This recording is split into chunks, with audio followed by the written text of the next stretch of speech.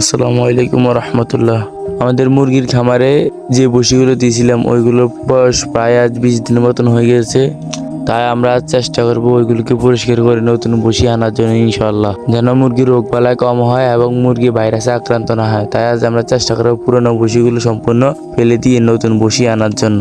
Broiler মুরগির ক্ষেত্রে অন্যরকম হলো, ডিম পাড়ার জন্য যে মুরগিগুলো পালন করা হয় ওই মুরগিগুলো শেডে যে বসি দেওয়া হয় ওইগুলো প্রতি 20 দিন পর পর সম্পূর্ণ তুলে ফেলে আবার নতুন করে ব্যবহার করতে হবে। এতে আর মুরগি ভাইরাস বা অন্যান্য কোনো রোগে আক্রান্ত হবে না ইনশাআল্লাহ। তাই আমরা আজ চেষ্টা করবো আমাদের মুরগির শেডগুলো সম্পূর্ণভাবে পরিষ্কার করে ফেলতে।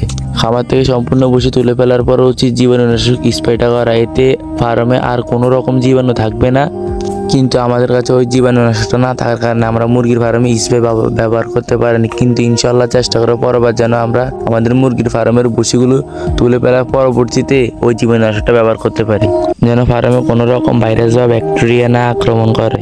মুরগি পালনে এই বিষয়গুলোর প্রতি খেয়াল রাখা অত্যন্ত গুরুত্বপূর্ণ একটি কাজ, কারণ অল্প কিছু ভুলের জন্যই ফার্মে অনেক বড় সমস্যা দেখা দিতে পারে। তাই এইসব বিষয়ে লক্ষ্য রাখাটা অত্যন্ত গুরুত্বপূর্ণ একটি কাজ। রকমের ভাইরাস, ব্যাকটেরিয়া বা অন্যান্য কোনো রকম জীবাণু প্রবেশ না করতে পারে সেই ব্যাপারে অবশ্যই খেয়াল রাখতে হবে ইনশাআল্লাহ।